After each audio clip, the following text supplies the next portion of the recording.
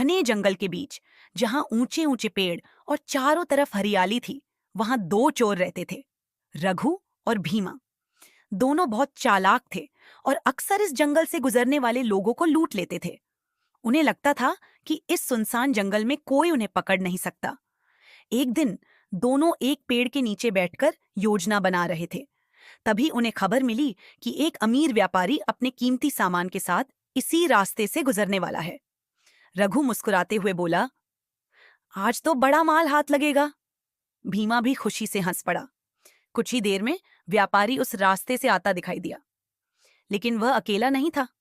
उसके साथ एक बूढ़ा साधु भी चल रहा था। दोनों शांतिपूर्वक आगे बढ़ रहे थे।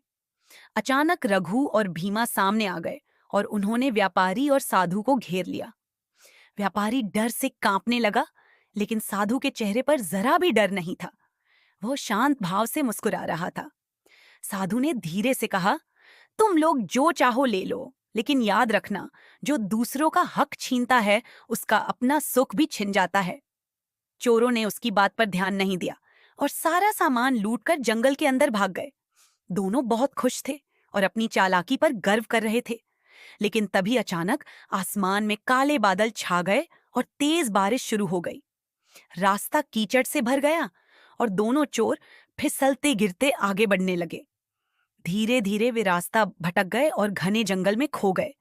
रात होते होते दोनों थककर एक पेड़ के नीचे बैठ गए। उनके चेहरे पर डर और पछतावा साफ दिखाई दे रहा था। तभी उन्हें साधु की बात याद आई। भीमा धीरे से बोला, शायद हम गलत कर रहे हैं। रघु भी चुपचाप सिर झुकाकर सोचने लगा। अगली सुबह दोनों ने एक बड़ा फैसला लिया। वे वापस उसी रास्ते पर गए और व्यापारी और साधु को ढूंढ निकाला। दोनों ने हाथ जोड़कर माफी मांगी और सारा सामान लौटा दिया। साधु मुस्कुराए और बोले, जब इंसान अपनी गलती मान लेता है, तभी उसके जीवन में सच्चा बदलाव आता है। उस दिन के बाद रघु और भीमा ने चोरी का रास्ता छोड़ दिया और मेहनत से ईमानदारी की जिंदगी जीने लगे। अब वे खुश थे, क्योंकि उन्हें समझ आ गया था कि सच्ची खुशी गलत रास्ते में नहीं, बल्कि ईमानदारी में होती है।